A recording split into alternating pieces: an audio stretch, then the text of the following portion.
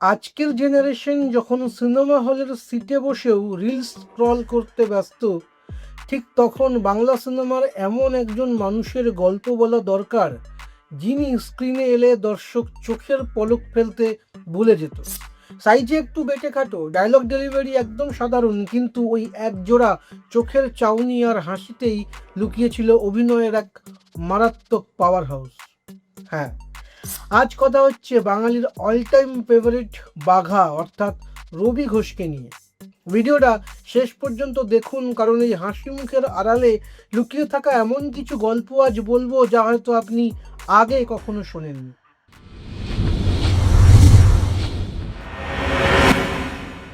1931 সালের 24শে নভেম্বর কলকাতায় জন্ম নেওয়া এই মানুষটার আসল নাম ছিল রবীন্দ্রনাথ ঘোষ দস্তিদার। পড়াশোনায় ছিলেন তুখোর। আশুতোষ কলেজ থেকে সায়েন্সে গ্র্যাজুয়েশন করার পর বিন্দাস একটা সরকারি চাকরিও পেয়ে গিয়েছিলেন ডাক বিভাগে। কিন্তু যার রক্তে অভিনয়, তাকে কি আর ফাইলের খাঁচায় বন্দি রাখা যায়? চাকরি ছেড়ে চেনা ছক ভেঙে সোজা নেমে পড়লেন নাটকের মঞ্চে।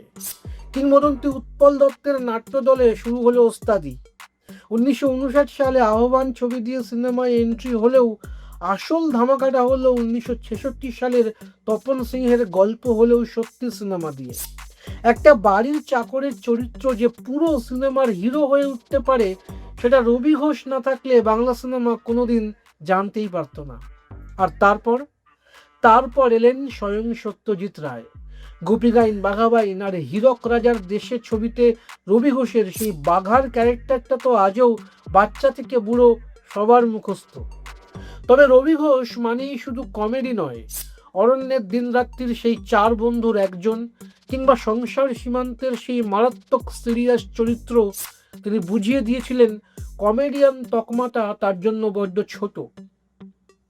তিনি ছিলেন একজন কমপ্লিট অ্যাক্টর। এবার আসি সেই ট্র্যাজিক দিনে।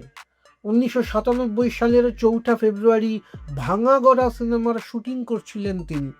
লাইট, ক্যামেরা আর অ্যাকশনের চেনা জগতের মধ্যেই শেষ শটটা দিলেন। প্যাক আপ হলো, কিন্তু কে জানতো সেটাই তার ছিল জীবনের শেষ শট। শুটিং শেষ করে বাড়ি ফেরার কিছুক্ষণের মধ্যেই হার্ট অ্যাটাকে চলে গেলেন এই হাসির জাদুকর।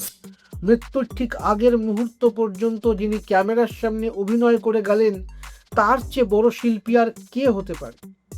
আজকের ওটিটি আর পপকর্ন কালচারের যুগে দাঁড়িয়েও রবি ঘোষের অভিনয় আমাদের শেখায় লার্জার দ্যান লাইফ হিরো হতে সিক্স প্যাক লাগে না, শুধু অভিনয়ের সততা আর একটু জাদুকরি হাসি যথেষ্ট। রবি ঘোষের কোন সিনেমাটা আপনার সবচেয়ে প্রিয়? কমেন্ট করে জানান। আর এই কিংবদন্তি অভিনেতাকে সম্মান জানাতে ভিডিওটা শেয়ার করতে ভুলবেন না। আপনার নিজের জন্য বা নিজের ব্যবসার জন্য পার্সোনাল বা বিজনেস ওয়েবসাইট তৈরি করতে চান, অথবা তৈরি করতে চান আধুনিক মোবাইল অ্যাপ, কোথায় যোগাযোগ করবেন, কিভাবে শুরু করবেন বুঝতে পারছেন না? যোগাযোগ করুন নিচে দেওয়া ফোন নাম্বারে।